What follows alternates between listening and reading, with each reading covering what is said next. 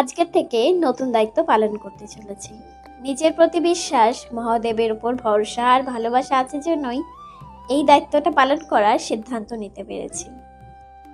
ঘুম থেকে উঠতে পেরেছি বেশ সকালে, আর উঠেই আজকে মাথাটা আঁচড়ে নিচ্ছি, কারণ এখন তো বর্ষাকাল, প্রচুর চুল পড়ছে, তাই এখন থেকে চুলের যত্নটা একটু বেশি করেই নিতে হবে। এখন তো বর্ষাকাল, তো বোঝাই খুব মুশকিল কখন রোদ উঠে কখন ঝরঝর করে বৃষ্টি পড়ে। এই দেখবো রোদ উঠেছে, এই দেখবো ঝরঝর করে বৃষ্টি পড়েছে।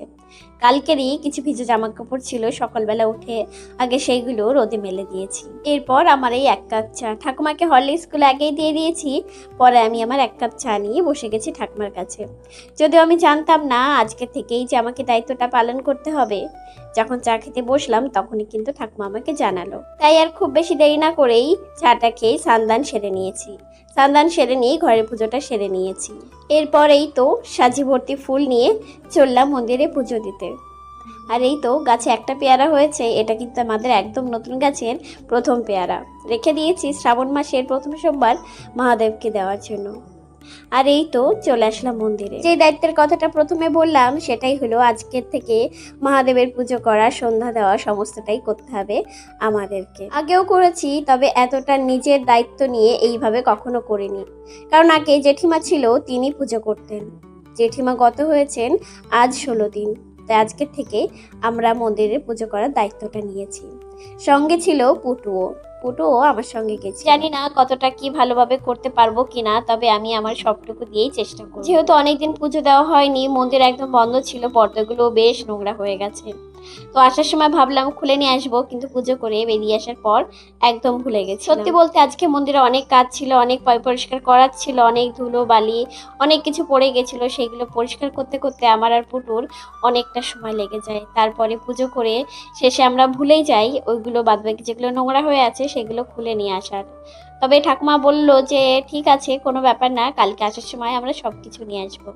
বাদবাকিটা আমি করলেও এই যে মহাদেবের যে মূর্তিটা, এটা কিন্তু ঠাকুমাই করছে। আমি ঠাকুমাকে বললাম যে বাকি সবটা আমি আর পুটু করছি, তুমি মহাদেবের কে স্নান করানো মোছানো এই কাজটা তুমিই করো। ঠাকুমা যখন বিয়ে করে এই বাড়িতে আসে, কিছুদিন পরে বা কিছু সময় পর একটা সময়ে ঠাকুমাই কিন্তু নিজ হাতে সবকিছু করতো। তারপর যবে থেকে জেঠিমা আসলেন, জেঠিমা কিন্তু এত বছর করে এসছেন। তখন হয়তো আমাদের জন্মও হয়নি, যবে থেকে জেঠিমা এই পুজোর দায়িত্বটা নিজের ঘাড়ে নিয়েছিলেন। তবে আজকে জেঠিমা নেই, ওনার অবর্তমানে এই কাজটা এখন আমরাই পালন করছি। তবে এখানে সমস্ত কাজ যে আমি একাই করেছি সেটা কিন্তু একদম নয়, আমার সঙ্গে পুরোটা পুটু ছিল। আমি যতটা করেছি ততটাই কিন্তু পুটু আমাকে প্রচণ্ডভাবে হেল্প করেছে।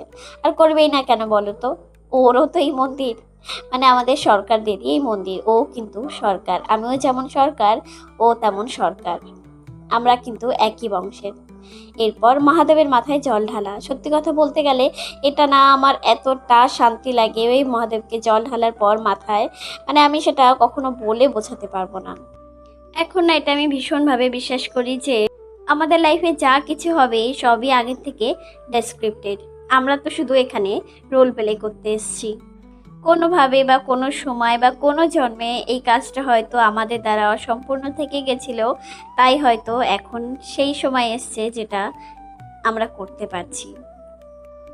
তবে আমি কিন্তু আমার মহাদেবকে ভীষণভাবে ভালোবাসি, তো ওনার সেবা করতে আমার কিন্তু বিন্দুমাত্র কষ্ট নেই। আমি ভীষণ হ্যাপি। আজকে এই পর্যন্তই, সবাই অনেক ভালো থাকবে। টাটা।